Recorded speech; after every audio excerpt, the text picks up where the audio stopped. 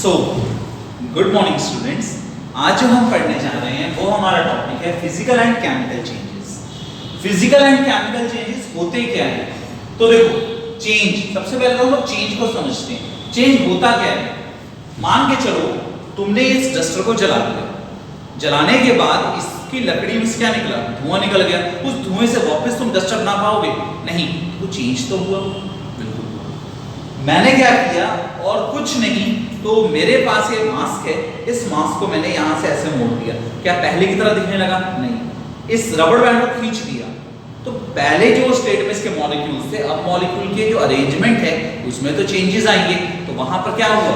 Change हुआ। तो हमने कहा when a matter undergoes change either in physical और केमिकल कंपोजिशन। एक और देखो, तुमने कहा कि सर हमने तो क्या किया, पानी को बॉईल किया, वेपर में कन्वर्ट कर दिया। भैया पानी जो बॉईल किया तब भी वो पानी की प्रॉपर्टी शो कर रहा था। वेपर तो क्या पानी कुछ और बन गया? नहीं, पानी ही रहा। तो दोनों ही केस में वो क्या रह गया? चेंज तो हुआ, मगर वो क्या हुआ? Physical change. जबकि अभी भी एग्जांपल दिया, डस्टर को मैंने जला दिया तो कार्बन डाइऑक्साइड बना। कार्बन डाइऑक्साइड से वापस तुम डस्टर बनाना चाहो तो कभी नहीं बनेगा, और दोनों की प्रॉपर्टी में जमीन आसमान का फर्क होगा। तो तुमने कहा कि सर वहां पे क्या हो गया? Chemical change. तो केमिकल चेंज भी हो सकता है, फिजिकल चेंज भी हो सकता है। यही इसके दो टाइप हैं चेंज के।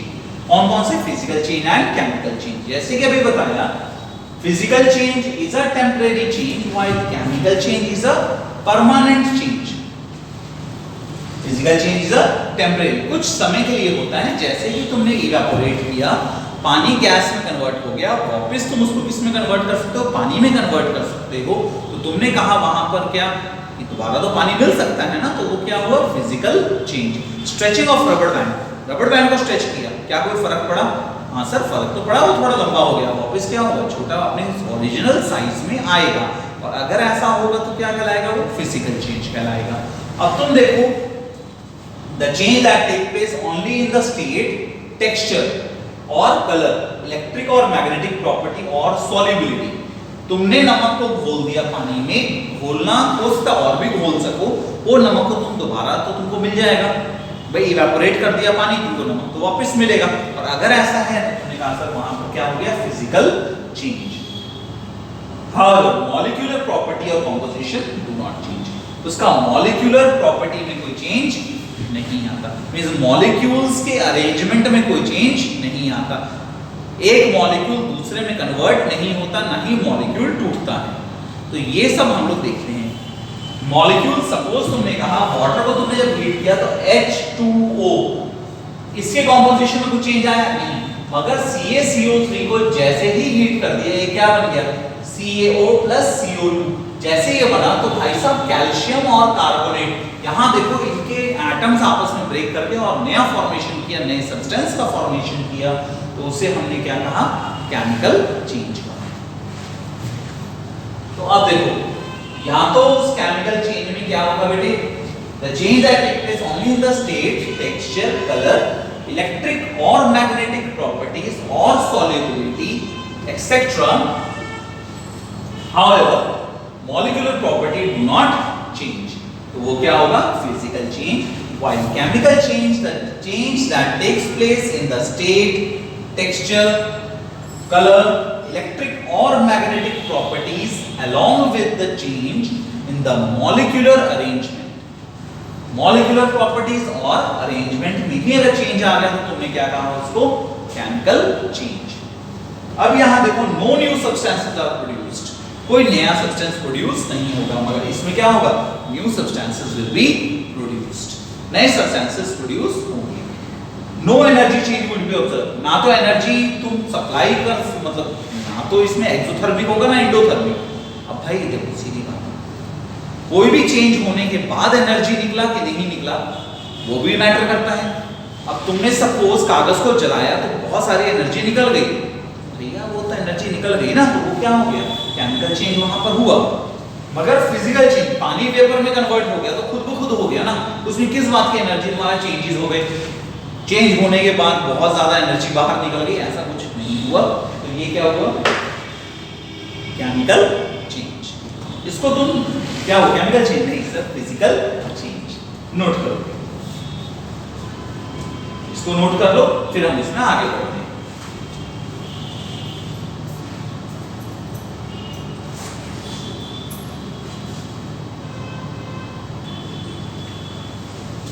नाउ स्टूडेंट्स, तुमने इसको नोट कर लिया हो, तब हम लोग बढ़ते हैं कुछ कैरेक्टरिस्टिक्स देखते हैं केमिकल चेंजेस।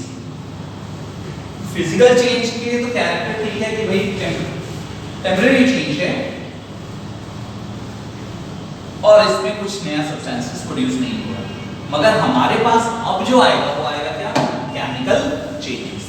केमिकल चेंज की characteristics, characteristics of chemical changes. कौन कौन से कैरेक्टरिस्टिक्स हैं भाई? सबसे पहला कैरेक्टर जो तुम देखोगे वो क्या देखोगे? Change in state. स्टेट में चेंज हो सकता है। स्टेट में चेंज होने का मतलब, सर स्टेट में चेंज होने का मतलब ये होता है कि अगर मान के चलो तुमने कहा H2 plus O2 would give H2O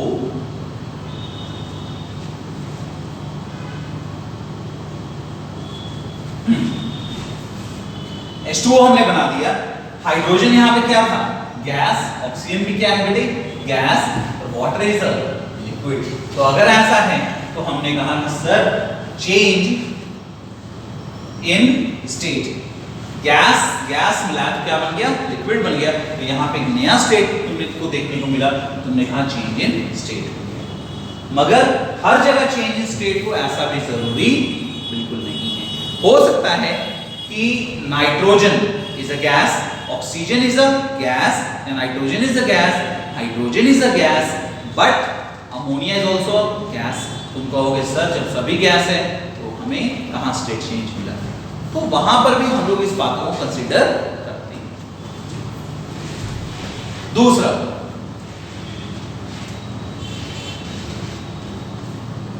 change in colour. Colour में हो सकता है चेंजेस आए। भाई कलर में चेंज कैसा? Example, indicators.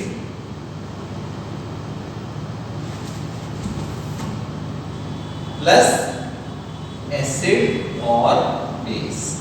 एक ओवरऑल नटशेल में हमने इस बातों को सामने लिया।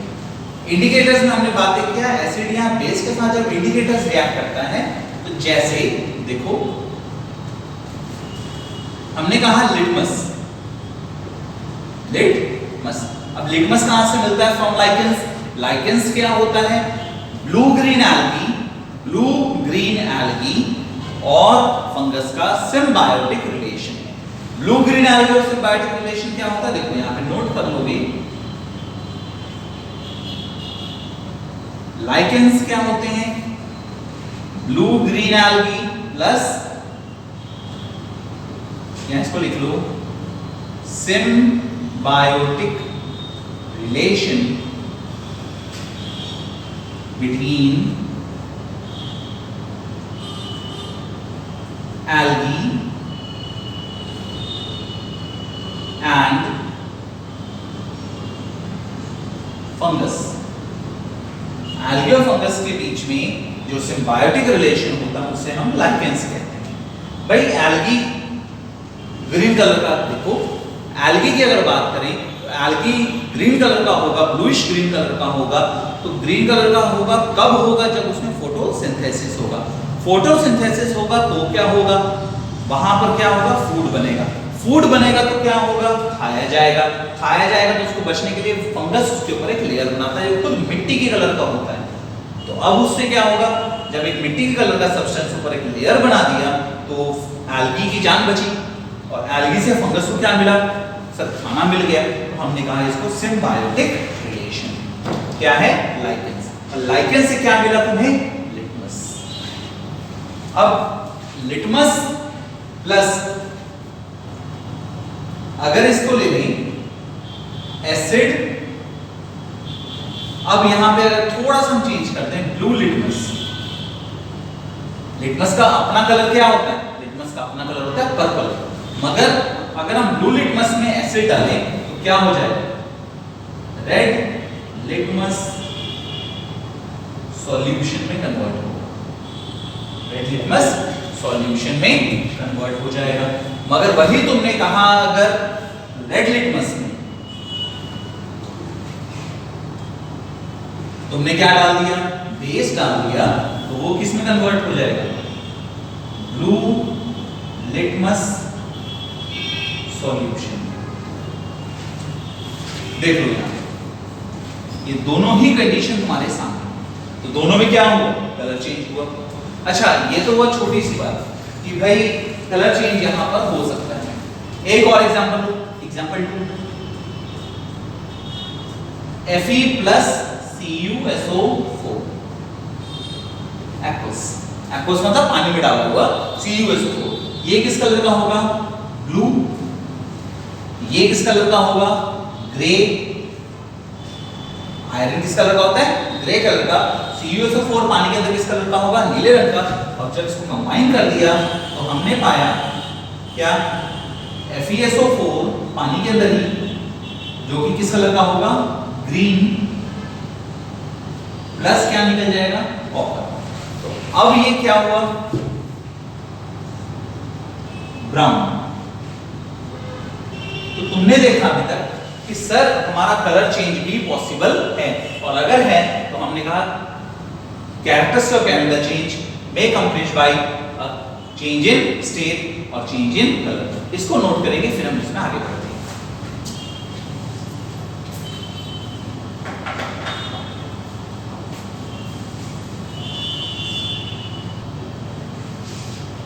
नाउ स्टूडेंट्स, हमारे सामने change in colour, change in state, ये दो पैरामीटर्स हमने देख लिया। अब जो हम देखने जा रहे हैं इसका नेक्स्ट टॉपिक इसी में कि चेंज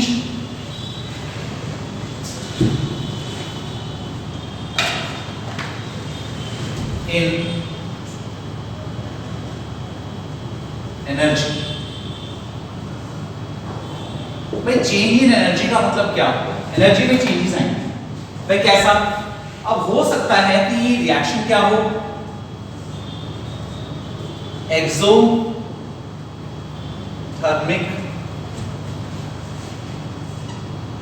और हो सकता है ये क्या हो जाए, एंडोथर्मिक।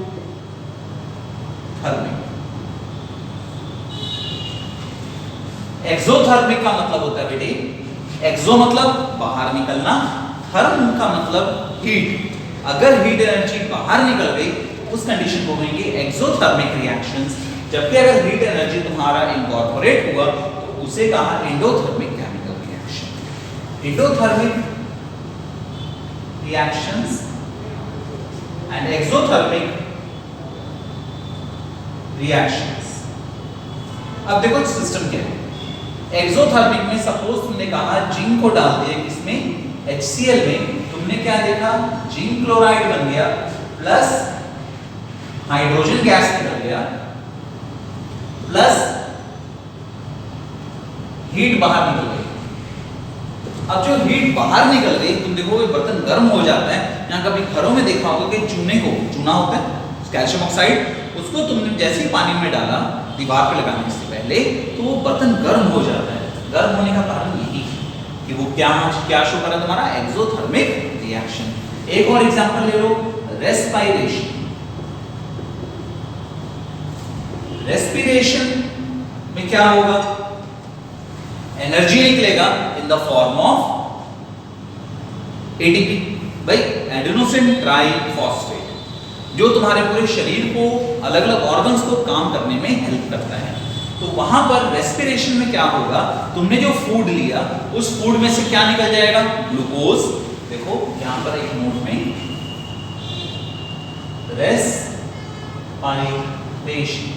रेस्पिरेशन में क्या होगा, जो तुमने फूड लिया, फूड ब्रेक कर जाएगा to form glucose. Now glucose react करेगा किसके साथ, ऑक्सीजन के साथ in mitochondria to release energy CO2 plus water plus energy in the form of ATP, adenosine triphosphate। अब ये जो ATP है जैसे ही रिलीज होगा तो यहाँ पे तुमने बातें कही कि सर हमारे पास क्या हमें देखने को मिल गया कि respiration is a exothermic process, क्योंकि एनर्जी क्या हुई बाहर निकली। अब आते हैं endothermic, the type of chemical reactions in which heat is supplied। अब heat is supplied का मतलब सपोज तुमने कहा CaCO3, इसको तुमने ब्रेक कर दिया तो यहाँ पर क्या देना पड़ा, हीट एनर्जी। तो हीट देते के साथ क्या दिया, CaO plus CO2, तो ये क्या हो गया तुम्हारा एंडोथर्मिक, क्योंकि तुम्हें क्या देना पड़ा, हीट सप्लाई करना पड़ा। तो ये कैसा रिएक्शन होगा बेटे, एंडोथर्मिक केमिकल रिएक्शंस। नोट करिए आप, हो सकता है कि हमारा चेंज इन एनर्जी भी पॉसिबल हो। एक्सोथर्मिक में हीट बाहर निकलेगा, जबकि एंडोथर्मिक केमिकल रिएक्शंस में हीट आपको सप्लाई करना होगा।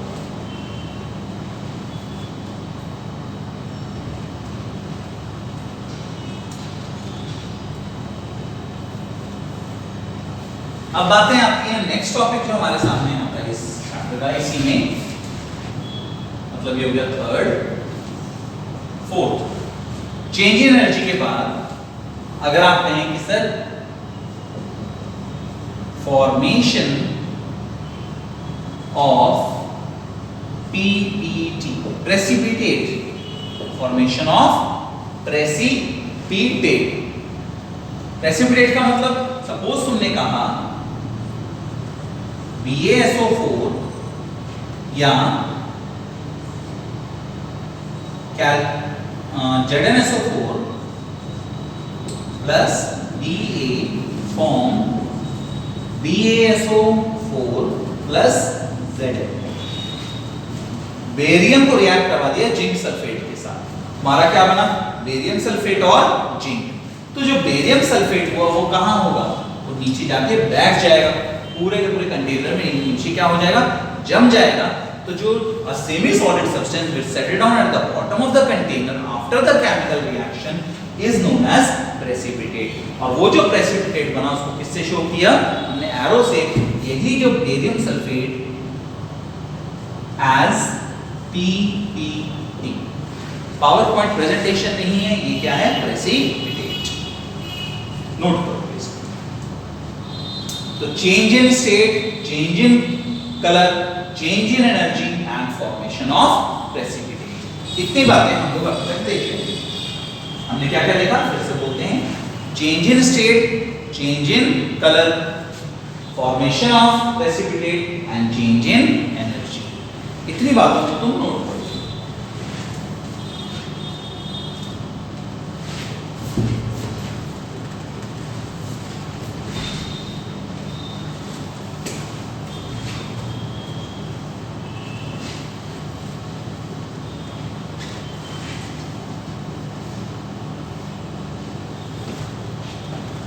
नेक्स्ट जो हमारे सामने आता है इसमें फिफ्थ, फॉर्मेशन ऑफ गैस। हो सकता है कि गैस फॉर्म करे, फॉर्मेशन ऑफ गैसेस। भाई गैस किस तरीके का फॉर्म हो सकता है, तो देखो तुमने कहा कि सर हमने कहा कार्बन प्लस ऑक्सीजन, कार्बन को जलाया तो क्या देगा, CO2 प्लस हीट। सर जो CO2 निकला what is it, carbon dioxide is a gas. तो हमने कहा सर हो सकता है गैस रिलीज हो सकता है। अगर तुमने कहा कि नहीं सर, अगर हम कुछ और देखें, सपोज FeSO4 फेरस सल्फेट को तुमने हीट कर दिया तो क्या देगा, Fe2O3 plus SO2 plus SO3, sulphur dioxide and sulphur trioxide दोनों ही गैस है, और दोनों ही गैस है तो किससे मिला तुम्हें, फेरस सल्फेट से। तो ये क्या चीज हुआ, ये भी हुआ तुम्हारा क्या, फॉर्मेशन ऑफ अ गैस। ये जो डेल्टा नुमा सिंबल देख रहे हो, this is known as heat. ठीक है, एक और एग्जांपल देखते हैं हम।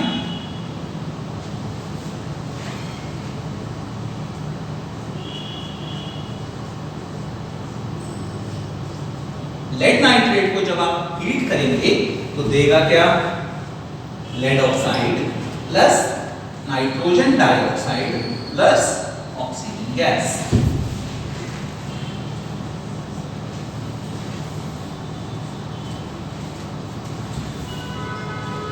देखो हमारे पास यहां पर दो तरह का गैस निकला, जिसमें ब्राउन कलर का फ्यूम्स हमें निकला और यहां पर ऑक्सीजन तो निकला। NO2 का होता है ब्राउन फ्यूम्स। ये जो इसकी फ्यूम्स होती हैं ये किस कलर की होती है बेटे, ब्राउन। इसको तुम नोट करो।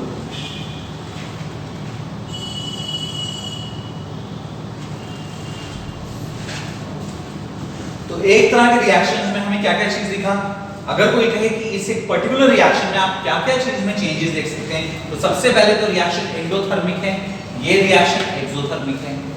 इसमें क्या हुआ, स्टेट चेंज हो गया, क्योंकि कार्बन क्या था, सॉलिड था, ये क्या हो गया, गैस। ये क्या था आपका, सॉलिड था, और ये दोनों क्या बन गया, गैस। आप देख सकते हैं इवोल्यूशन ऑफ हीट एनर्जी, इसमें एब्जॉर्प्शन ऑफ हीट एनर्जी। इसमें आप देख सकते हैं कि सर गैस अलग अलग तरीके के गैस फॉर्म हो रहे हैं, SO2 एंड SO3, और इसमें भी गैस फॉर्म हुआ NO2 एंड O2। मगर इस NO2 में आप देखते हैं कलर चेंजेस भी हुआ, इसको कहते हैं ब्राउन कलर के फ्यूम्स आपको बनने शुरू हो गए। तो आप कह सकते हो बेटे कि फॉर्मेशन ऑफ गैस भी हो सकता है, चेंज इन कलर भी हो सकता है, फॉर्मेशन ऑफ प्रेसिपिटेट हो सकता है, चेंज इन स्टेट हो सकता है, चेंज इन एनर्जी होगा। तो केमिकल चेंजेस में बहुत सारे तरीके के कैरेक्टरिस्टिक्स आपको देखने को मिलते हैं, जिसमें 5 कैरेक्टरिस्टिक्स बहुत इंपॉर्टेंट होते हैं, तो इसको आप नोट करेंगे।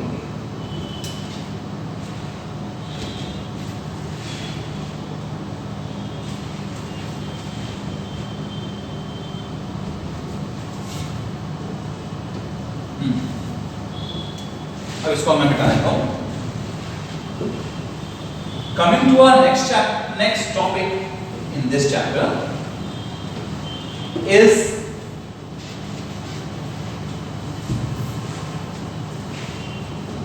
corrosion and rusting and corrosion। तो केमिकल चेंज का एक एग्जांपल बहुत अच्छा आता है आपके सामने, rusting of iron. Rusting of iron, rusting of iron. इसका पहले रिएक्शन लिखते हैं, वो रिएक्शन नोट करोगे, उसके बाद हम लोग आगे बढ़ेंगे। Fe plus O2 would give Fe2O3 dot X H2O, यहाँ पे प्लस H।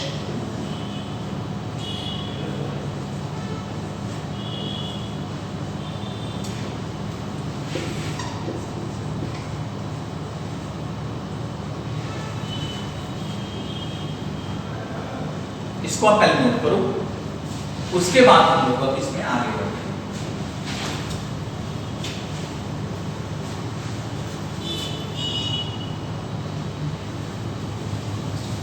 नाउ स्टूडेंट्स, यहां पर हम लोग देखते हैं व्हाट इज रस्ट। तो यहां पे हम लोग लिखेंगे brown flaky substance that gets deposited on the surface of iron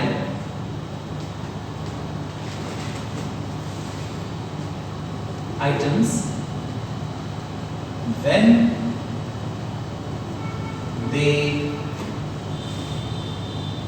they are exposed to air and moisture present in the atmosphere. Present in the atmosphere is called rust. Is called rust. तो अब देखो कहा क्या, मैंने पहले तुम्हें ये note करने को कहा ये चीज क्या है? A brown flaky substance that get deposited on surface of iron atoms when they are exposed to air and moisture present in the atmosphere. होता क्या बेटा कि जब हम लोग बातें करते हैं किसकी? रस्ट की। रस्ट होता क्या? कभी जंग को छू के देखो, जंग लोहे पे लग जाता है, तो टच करो, टच करोगे तो तुम टच करने से कहोगे क्या कि वो पाउडरी है? बिल्कुल पाउडरी है। पाउडरी है तो पाउडरी को ही कहा हमने फ्लेकी, मतलब छोटे छोटे फ्लेक्स की तरह। फ्लेक्स आया कहां से वर्ड? जब छोटी बर्फ की छोटी फुहार, हम लोग कहते हैं ना बड़ी खूबसूरती से कि बर्फ की फुहार, वही बर्फ की फुहार में हमने कहा फ्लेकी। बर्फ गिरती है जब कभी पाउडर की फॉर्म में गिरती है, तो ये हुआ flaky substance that get deposited on the surface of the iron articles when they are exposed to air and moisture present in the atmosphere. भैया एयर और मॉइस्चर एटमॉस्फेयर में ही होना चाहिए? बिल्कुल भाई, सीधी बात है ना। आप लोहे को जंग लगाने के लिए ऐसा नहीं कि ले बेटा पानी पे पानी दे रहे हैं, ऐसा तो नहीं होगा। हम लोग करते क्या है?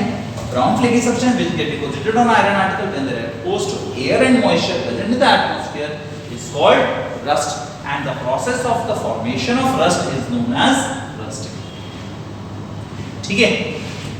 अब रस्टिंग से होता क्या है? रस्ट लगते के साथ तुम्हारा क्या होगा कि वो आयरन आर्टिकल खराब होना शुरू हो जाता है, और खराब होता है इसी को कहते हैं corrosion.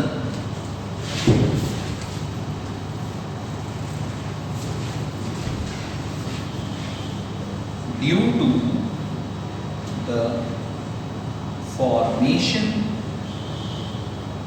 of rust,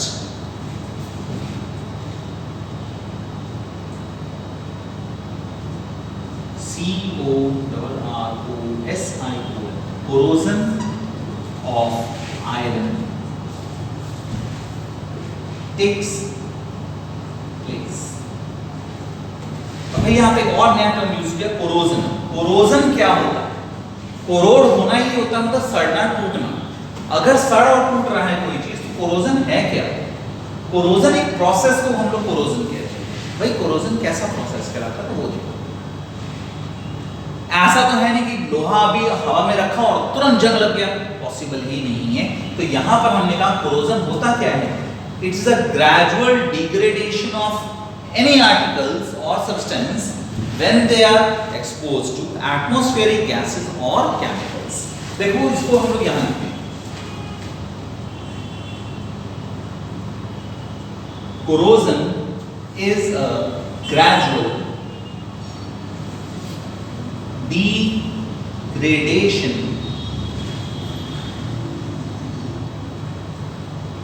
degradation of substances when they are exposed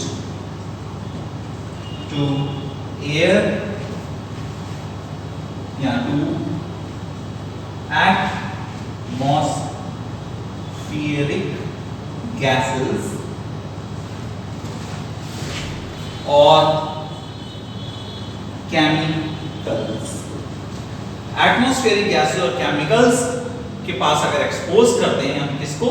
तो आर्टिकल्स या सब्सटेंसेस को, तो उसे हम क्या कहते हैं? कोरोजन, सड़ना। तो कोरोजन सिर्फ रस्टिंग इसमें आ जाएगा। Rusting of iron is an example of corrosion.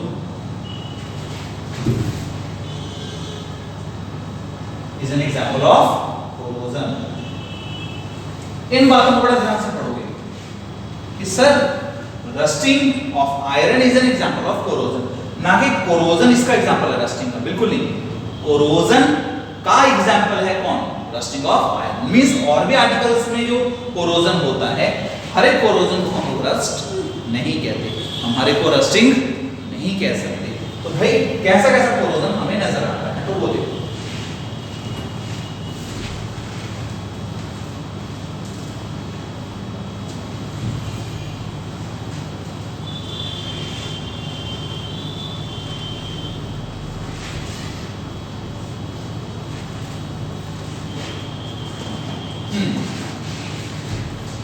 तो रस्टिंग ऑफ आयरन, कोरोजन, ये सारी बातें हमें यहाँ पे तो समझ में आई। अब कोरोजन इन अदर आर्टिकल्स या other metals, corrosion in other metals, किस तरह का कोरोजन हमें नजर आता है अलग अलग मेटल्स में। एग्जाम्पल में देखोगे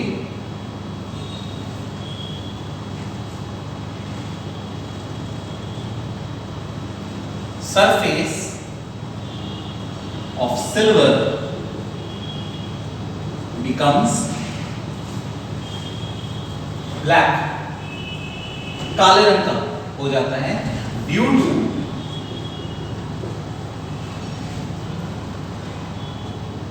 the reaction of silver with sulfur in the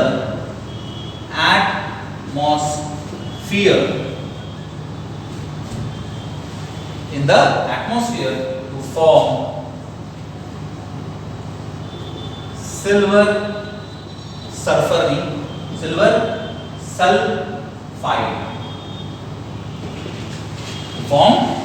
sulfide, which is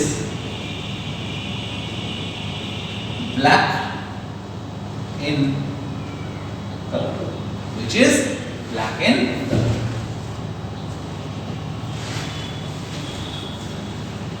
ये काले रंग का होता है और आपको चांदी क्या नजर आने लगती है, काली नजर आने लगती है। एक और देखो, सरफेस, अच्छा चांदी काली पड़ गई, तो चांदी काली पड़ने से क्या होगा, आपका वो चांदी को आपको क्या चमकाने के लिए गोल्ड स्मिथ के पास लेके जाते हो, वो उसको एसिड में डुबाता है और चांदी का रेट घट जाता है। क्यों? उसका ऊपर का लेयर जो होता है चांदी का वो हट जाता है। Surface of copper items have becomes green,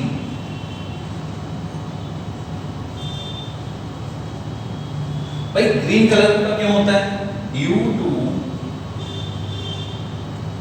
their reaction with किसके साथ, CO2 and water in the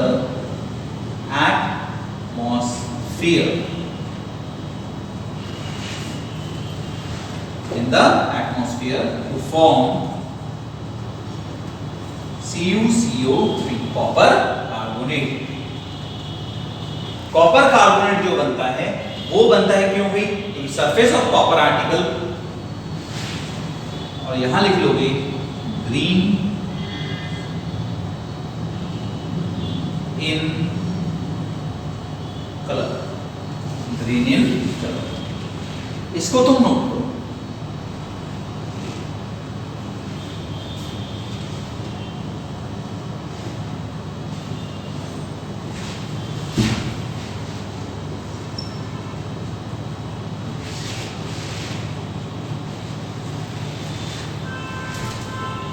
हम लोग इस दो तरीके की फिनोमेना से हम लोग को ये भी पता चलने लग जाता है कि हाँ सर क्या हो गया, कोरोजन पॉसिबल है।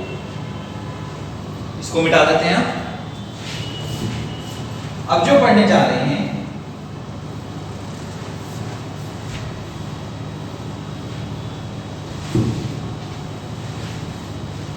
प्रिवेंशन ऑफ कोरोजन,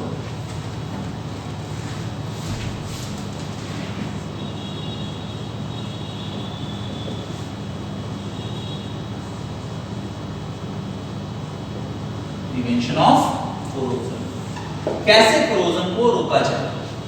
तो सबसे पहले तो पेंटिंग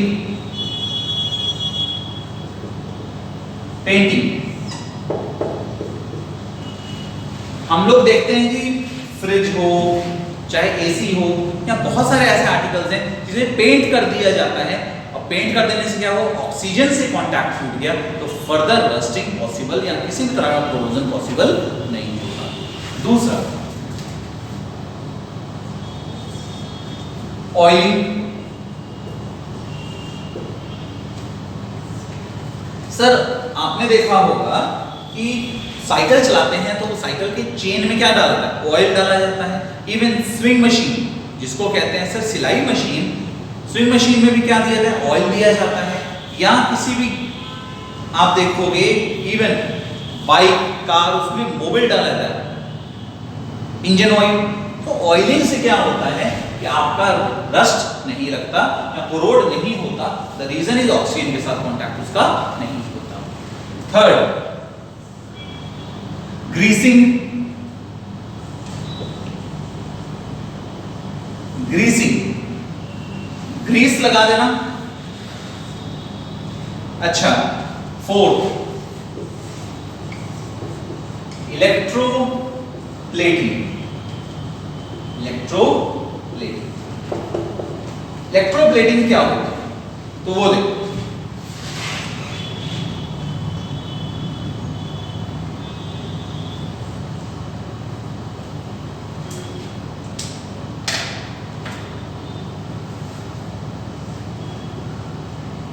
coating of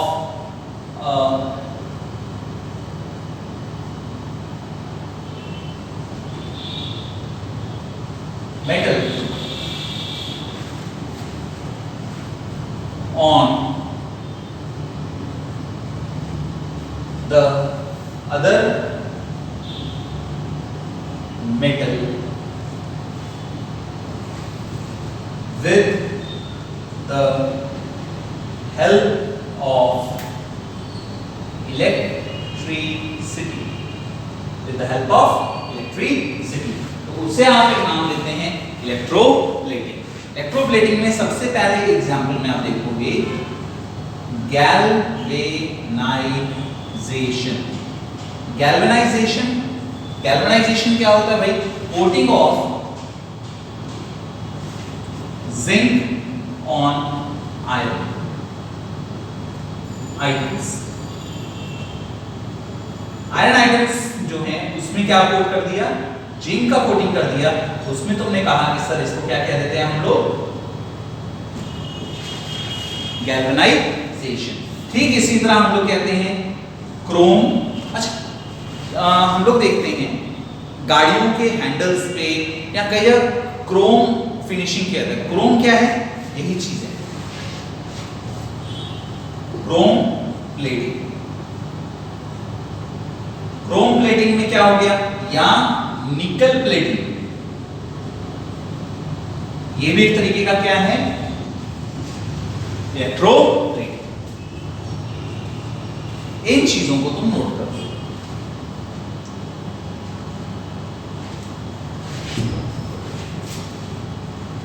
पहले इसको नोट करो, फिर हम इसमें आगे बढ़ेंगे।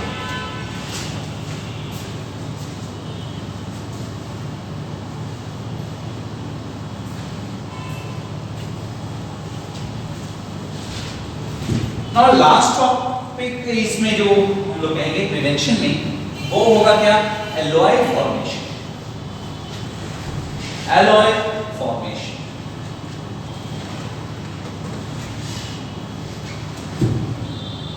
नेक्स्ट अब आता है हमारे पास क्या,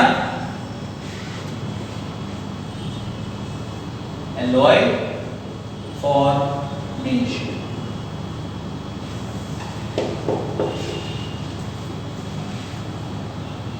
What is alloy and how they are formed, और उसके बाद टाइप्स ऑफ एलॉय, ये सारी चीजें हम लोग नेक्स्ट क्लास में पढ़ेंगे।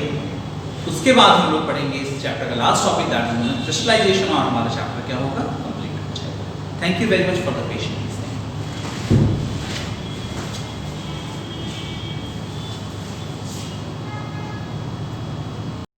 Thanks for watching. Don't forget to like the video. And don't forget to subscribe.